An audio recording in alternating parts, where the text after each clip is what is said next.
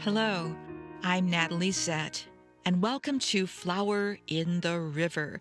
This podcast, inspired by my book of the same name, explores the 1915 Eastland disaster in Chicago and its enduring impact, particularly on my family's history.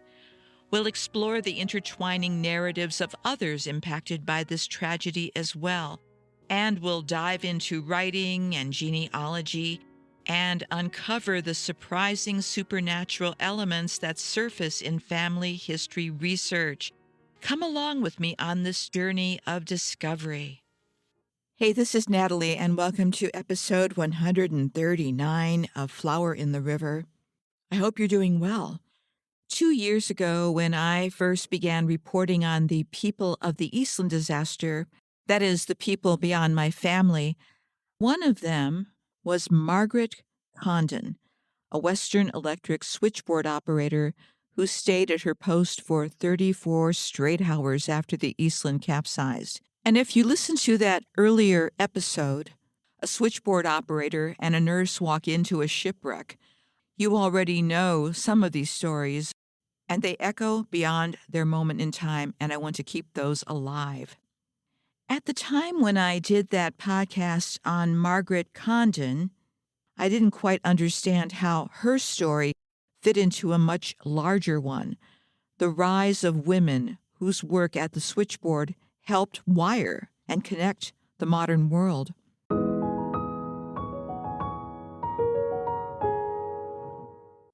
They were sometimes called the telephone girls, or sometimes called the hello girls. By the time the Green Book magazine published its 1920 story about them, they had already proven that connection itself could be an act of courage.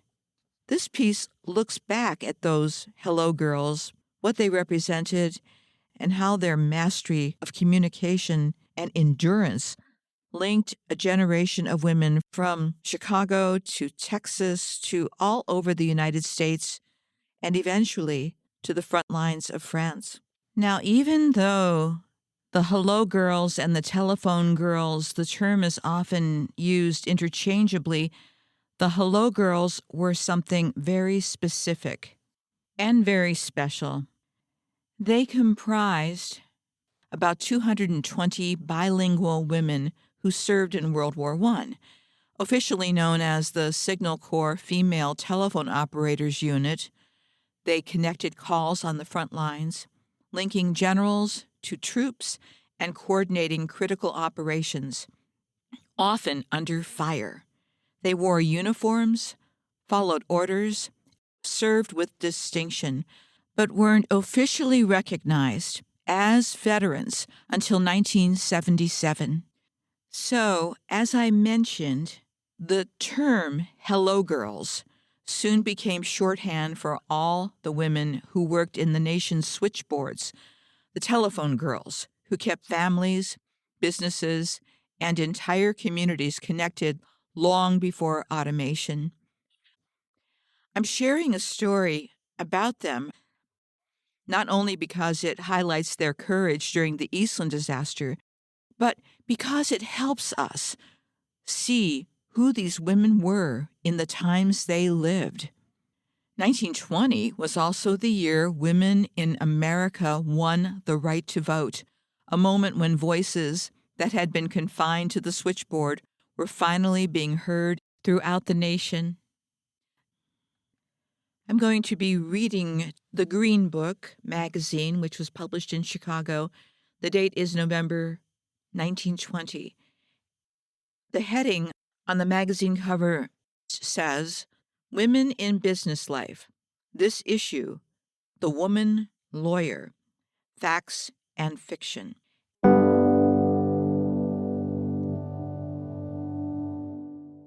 Hello, heroines. The splendid things that have been accomplished by the American telephone girls. The article is by Lucy Calhoun. There are 4 photos on the facing page here. One is of Mrs. Frederick Dewhurst, the Hello Mother of Chicago. Margaret Mackin Hyatt, world's best telephone operator.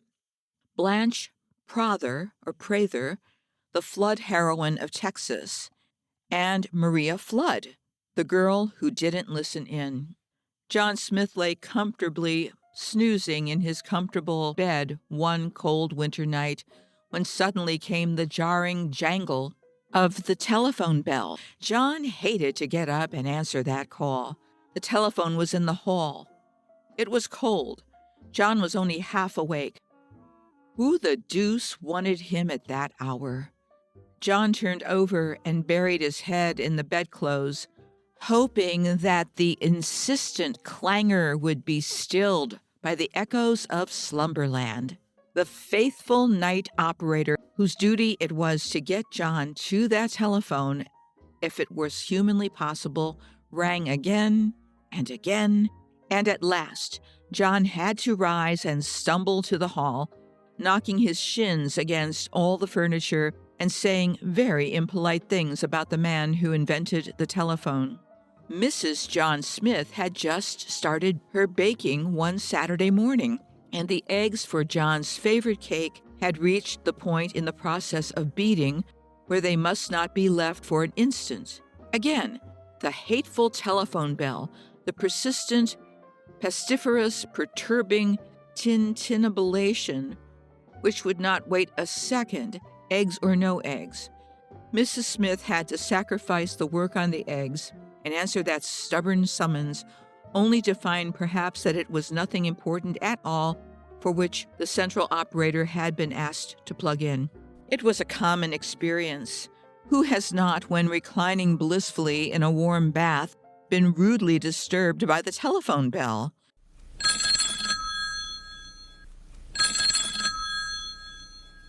And the hateful consciousness that there is no one to answer it but oneself. No one can guess what delightful tidings wait for you at the end of the wire.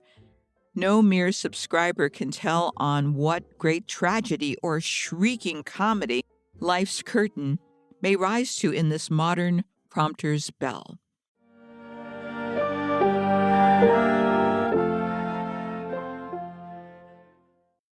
And herein lies the romance of the telephone girl's job, the most romantic job in the world. Someone may try to tell you that the speed of the present-day telephone business has destroyed that romance. But just ask some of the girls who work at the big city exchanges. They have the most exciting things to relate. The telephone girls have their fingers on the pulse of the world. They have perhaps the biggest opportunities for individual service of any group of young women in existence. They can be of use in the big affairs of the biggest businesses, and they can plug in to the most delicate and intricate affairs of the heart.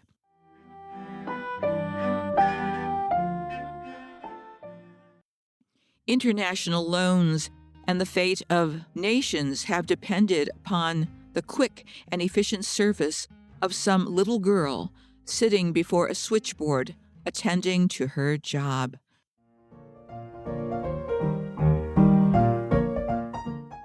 Dear Mabel's happiness may be eternally wrecked if the girl at the switchboard does not help Jack to communicate to Mabel at precisely the right moment the information that he, quote, end quote, really do.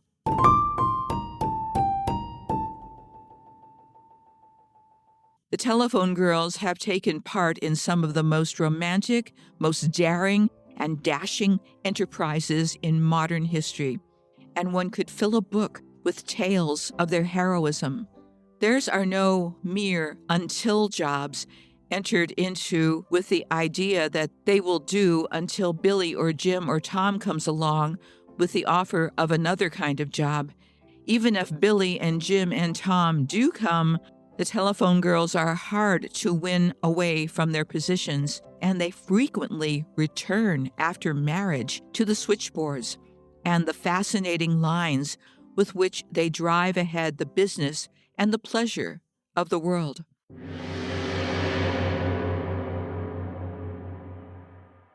In Japan, when the subscriber rings up the exchange, it goes something like this.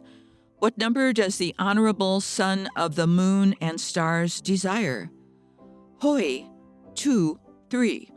There is silence for a long minute, and then the operator resumes.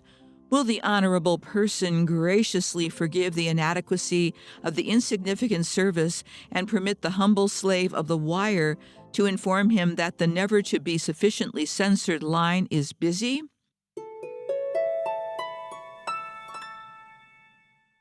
This is rather different from our curt American busy signal given by the girl at the B board who never talks to subscribers at all, but who connects you with the trunk line you want to reach through the medium of the A girl and her number, please.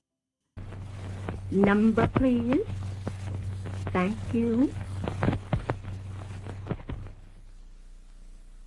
They have to be brief, these American telephone girls with their hundreds of calls every day and their winking switchboards whose red eyes are constantly on them.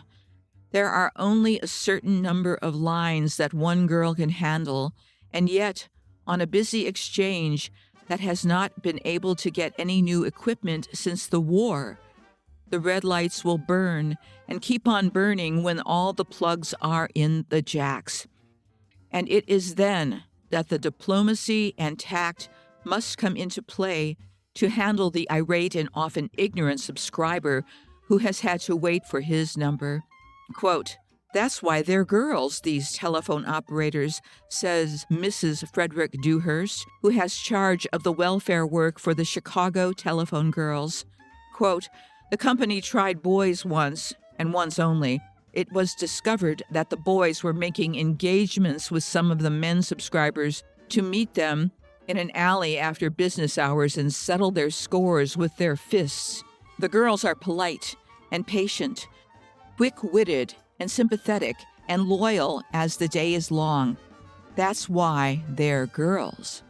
End quote.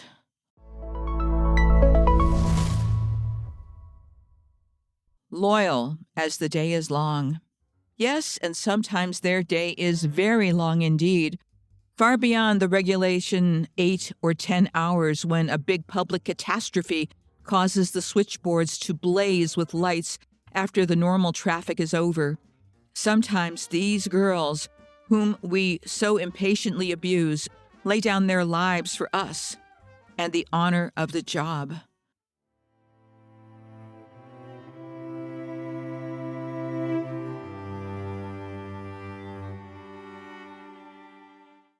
Such a case was Mrs. Sarah Rook, chief operator at Folsom, New Mexico, who was carried away by a flood a year ago. Ah, yes, we say, a heroine. Splendid thing to do. Stuck to her post until the last. Went down with the ship. 3 cheers for Mrs. Rook. And then we go on our busy way, and when the next telephone operator is a little slow in getting our number, we impatiently jerk her up with, "What's the matter there? Gone to sleep?" or some other pleasantry. There has been talk at various times of a new kind of telephone by which the subscriber can not only hear the voice of the person with whom he wishes to communicate, but can also look upon his face. Suppose such a thing were possible. Suppose, too, that we were able by some electrical device to see what the operator is doing at the switchboard. Suppose we had been able to look into that little exchange at Folsom, New Mexico, presided over by Sarah Rook. It is dark there. The wind howls around the building and the rain beats upon the windows. Outside, the river, swollen with days of heavy downpour, rushes on its devastating way, spreading over the country and sweeping along with it trees, houses, barns, and livestock, undermining telephone poles and coming ever nearer to the little room where the chief operator sits alone at the switchboard, plugging in. Her hair is disordered. Her face is white, but the slender hands which pick up the plugs are steady, and her voice is clear. She is the captain of the sinking ship. The flood has come faster than anyone dreamed it would. The other operators, the crew, have been cared for. The captain saw to that. And when they wanted to stay with her, she told them sternly to do as they were bid. She would come too, she assured them, as soon as she had warned a few more of their danger. It would be all right. And so she stays there at the switchboard. This little woman stays until the water begins to come in at the door of the exchange, till it forces the door and sweeps everything before it. They found her a few days later, lying near some reeds by the edge of the river.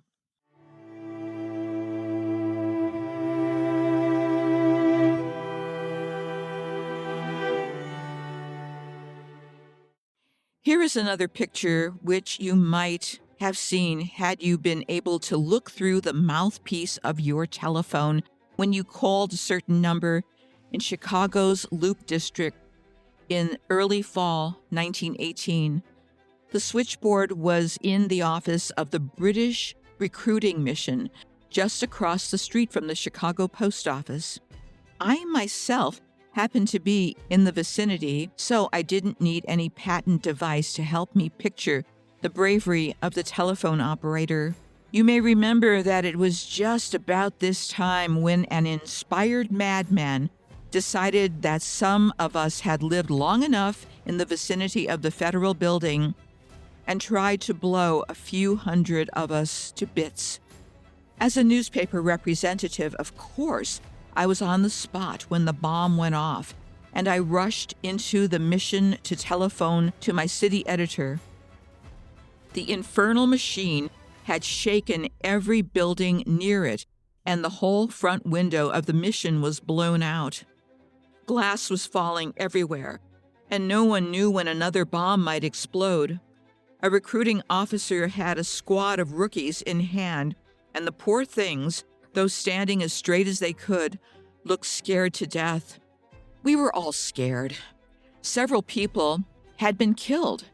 The Adams Street of the post office was crumbling.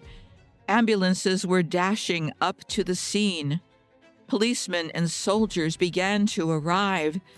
The only cool person I saw was the girl at the switchboard. Quote, "Just a moment, please," she would say, and go on with her work, trying to handle the calls, which came in so fast that her hands fairly flew over the board. She would give an involuntary shudder when another pane of glass would go crashing down, and her voice was pitched higher to carry above the noise. That was all. She was polite, cool, efficient. "Darn it all! How do they get that way?" questioned a young officer off duty as he looked at her. "Do you know that girl only gave a little bit of a scream when the bomb went off? Then she settled right back at the board, and she sticks to it. There's nerve for you."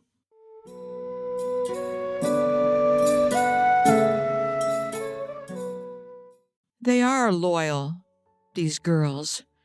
We have had proof of it time and again. A big fire breaks out in some theater just at the close of the performance. You think your daughter is in that audience. You hope that she may have gone somewhere else, but you are not sure. You must find out at once if she is safe. The streetcars are too slow. You and hundreds of others like you rush to the telephones, and the girls of the first night shift, just removing their sets for the rest period, put them on again, turn back, and work uncomplainingly with the second group boards to relieve the suspense of anxious relatives and friends.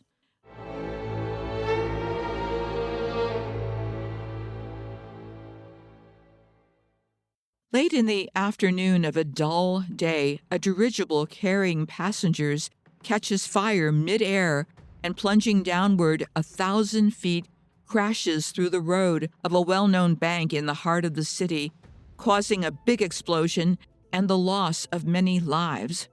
There is no time to think of being tired. The switchboards are alive with questions which must be answered for humanity's sake, and the telephone girls remain at their posts. Quote, I have seen our girls working with all their might while the tears streamed down their cheeks, one of the old operators told me. It was at the time of the Eastland disaster, and maybe we weren't busy that day. Lots of girls had relatives on the boat, and they were just wild with anxiety, of course. But did they desert their posts? Not a bit of it. They stuck, and it was a good thing they did, for everyone in the world wanted us that day. The newspapers calling up the 45th cousins of everyone who had been on the boat and trying to get pictures, the relatives all phoning each other, and the public in general keeping us jumping. It was the same thing on Armistice Day, only then the girls cried tears of joy, and we thought we'd never be able to get them to take any rest. They were so excited that they wanted to catch every single call that came in. You have thought that General Pershing himself was at the end of every wire.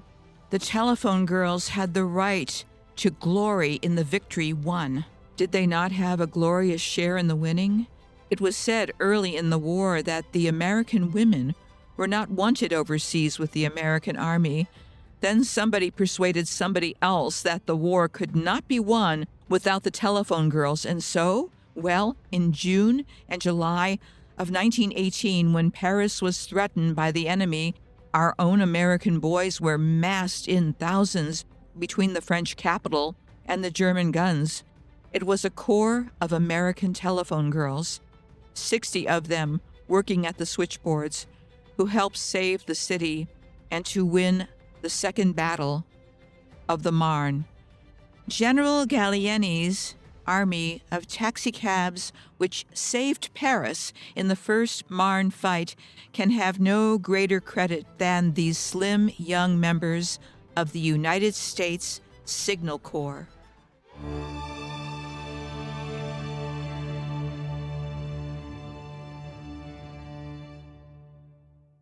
They knew things, those Signal Corps girls, that all the world wanted to know and couldn't. Those girls with the American Army northwest of Verdun knew things. When in October before the armistice, they won the admiration of the whole world by remaining at their posts in burning wooden barracks until ordered to quit. Their names will go down in history to the everlasting glory of the American girl.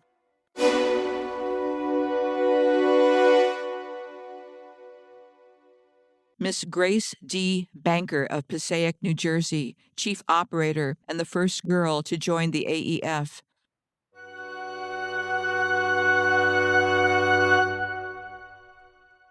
Maria Flood of Chicago.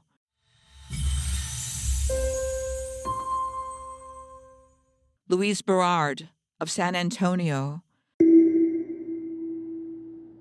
Adele Papak of Seattle. Helen Hill, also of Seattle. Marie Cooper. Marion Lang.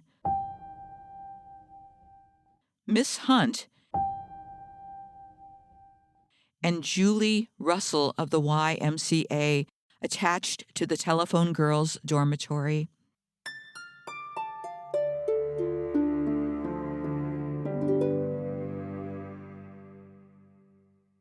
Then there were the two girls who had charge of the palace switchboard during President Wilson's visit to Paris.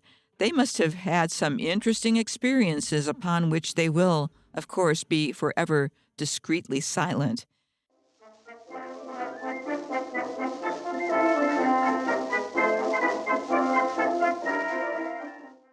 Then there was the girl who never listened in, Maria Flood of Chicago, who had charge of the peace conference switchboard for the president. A reporter said to Miss Flood when she came back and was being interviewed in New York, "I suppose you knew everything that went on over the wire regarding the peace conference." Miss Flood replied, "No, I never listened in once." "And wasn't I glad to be able to cross my heart on it," she wrote afterwards to friends. "You see, we were on our honor." It didn't need a war, however, to bring out the courage and the devotion of the telephone operators. In strikes, riots, and disasters of all kinds, they have proved what girls can do who are interested in their jobs and who work conscientiously and fearlessly. Perhaps the most striking instance is that of the Texas operators in the November floods at Corpus Christi, Galveston, Port Aransas, and other seaports where the enraged waters piled up scores of dead and would have added many more had it not been for the dauntless courage of these girls.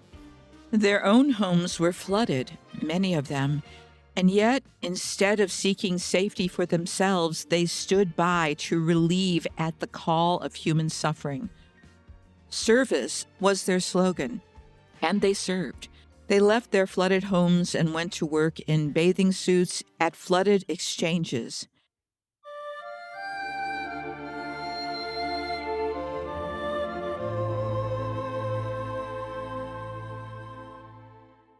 Mrs. Blanche Prather, like Mrs. Sarah Rook, stuck to her post until the central office at Port Aransas began to go down.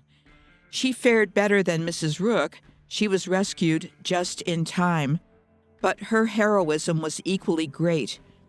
The Corpus Christi's operators defied the flood and storm, which, near the city park, tossed the telephone poles about as if they had been straws, and carried ships into the backyards of private residences. Galveston operators, who have seen many floods, all stuck to their posts and maintained service in the face of the greatest danger.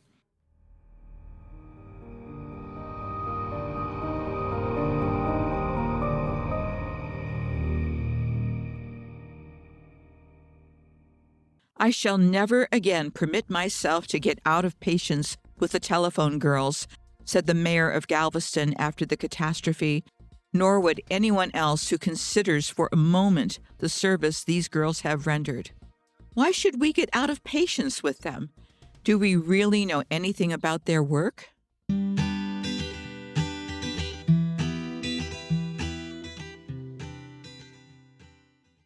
Here are a few sidelights given by Miss Lucille Roberts of Norman, Oklahoma, who is chief operator in one of the exchanges of that town and who writes in the Southwestern Telephone News on the exquisite pleasures of being a CO, chief operator. I do not believe folks realize, she says, the 1,001 things a chief operator has to do anyway, especially a chief operator in the medium-sized towns which are large enough to require a lot of attention, but not large enough to have all the work specialized. First, she has to see that the force is kept up and well-trained, usually doing the training herself. On days when they are short, she has to rearrange the schedule of work, change somebody here and another person there, and spread them all out to cover as much space as possible, in the meantime smoothing Madge's ruffled feathers because she didn't get as good hours as Susie did, and appeasing Matilda, who didn't want to sit on that position at all. She wanted the one Alice had, at the same time trying to get a different headset for Sarah, who complains that hers hurts. The chief operator, too, has a great deal of the clerical work to do on a small exchange, and there are always several special reports that just have to go in. Part of the supervising falls to her lot, including answering information, trouble department, and public toll, and so it goes. Finally, the last job is finished. 14 hours of work have been crowded into 8 or 9, and she is happy, feeling of work well done. But that night, just as she is drifting into dreamland, an awful thought brings her wide awake. Horrors! Here is the day gone, and I didn't get a single toll timing test the district chief asked for. So, you see, we play a varied role, but after all, we love our work, and we wouldn't trade places with the best of you.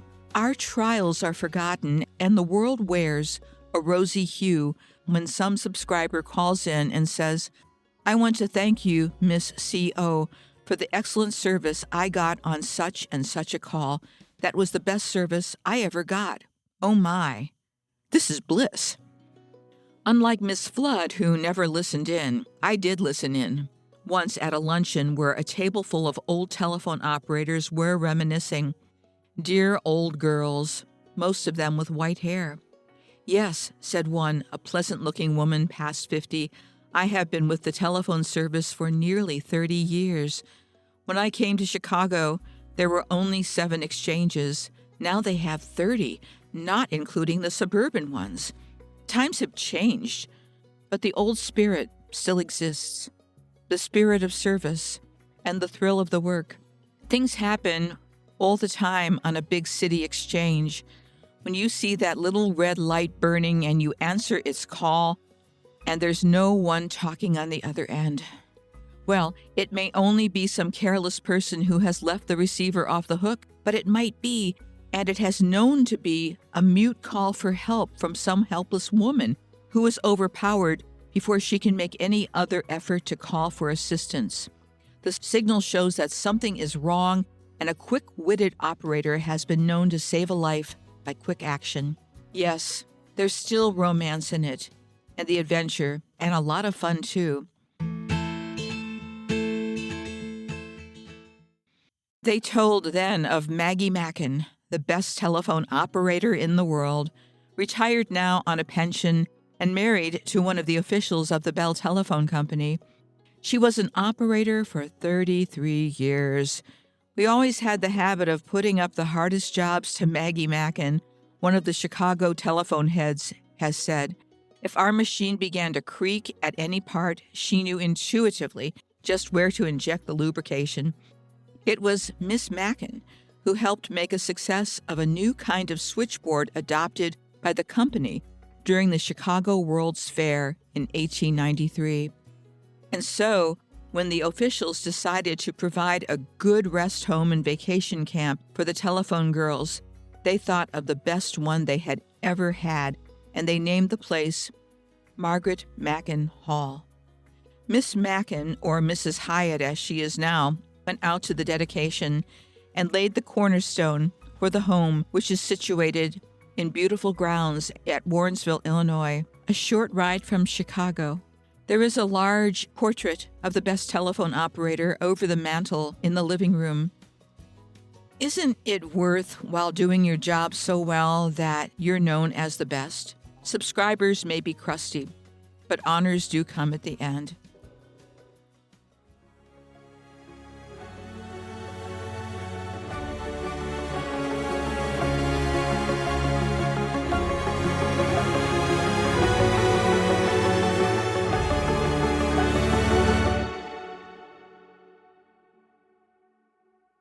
I hope you enjoyed this article. For me, it was delightful to find this, especially after maybe about a year and a half of publishing the article about Margaret Condon, the switchboard operator who stayed at her post for 34 hours to help out with the Eastland disaster. This put Margaret in context. There was an entire movement happening amongst these women who were working in the hot new technology of being telephone operators. Terminology, I know it got confusing. Fast forward to World War I, this group of women who were telephone operators who were sent over to France. I'm not sure if they worked elsewhere, but they were in France. They were called the Signal Corps. That was their official name. They were also sometimes known as the telephone girls or telephone operator girls or some variation. And of course, "Hello, girls" became the catchphrase for all women telephone operators in the early 20th century. So the Green Book magazine, which is where this article appeared, was a popular American monthly published from 1909 to 1921, so this is a year before it ceased publication. And it was published by the Story Press Corporation in Chicago, and it was part of a trio. They had the Red Book, the Blue Book, and the Green Book. often referred to collectively as the book magazines. Each had its own flavor, with the Green Book leaning more towards society, travel, and human interest storytelling than the pulpier adventure tales of its siblings. I'll have to try to find some of those. And the magazine mixed fiction and nonfiction, often spotlighting new technologies, modern working women, and post-World War I culture. Remember, World War I officially ended in 1919. And these publications, like the Green Book, they were a bridge between the genteel magazine culture and the coming mass market style of, say, Saturday Evening Post or Ladies' Home Journal. They seem to be aiming at educated, middle-class readers, especially women, obviously, and especially this article.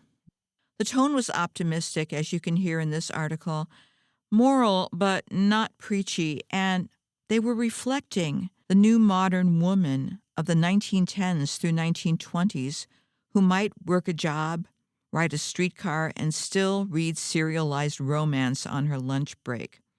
By 1920, America had just emerged from the Great War, the 19th Amendment had just passed, and telephones were transforming daily life. The Green Book captured that intersection: technology, modernity, and gender. And that's exactly why the Telephone Girls piece fits so beautifully. It's journalism wrapped in narrative, showing women at the nerve center of modern communication.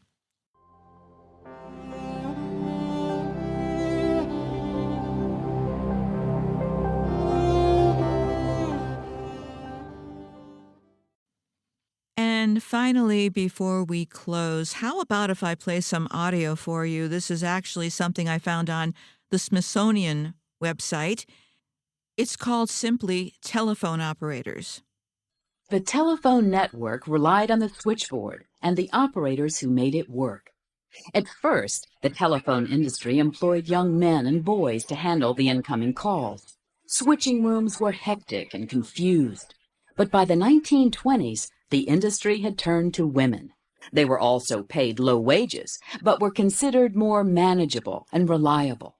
The operators shown here handled long distance and special calls.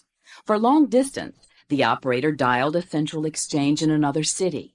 Local calls would be connected from her own switchboard. Both tasks required an excellent memory and rapid hand motions. The job was not easy, but the women at the switchboard efficiently served millions of Americans every day. Number, please. Thank you.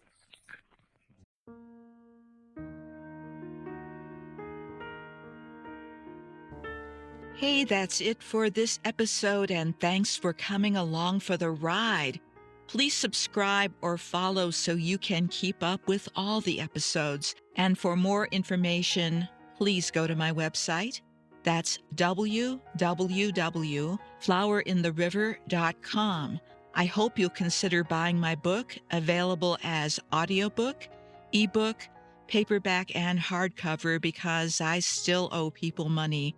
And that's my running joke. But the one thing I'm serious about is that this podcast and my book are dedicated to the memory of all who experienced the Eastland disaster of 1915. Goodbye for now.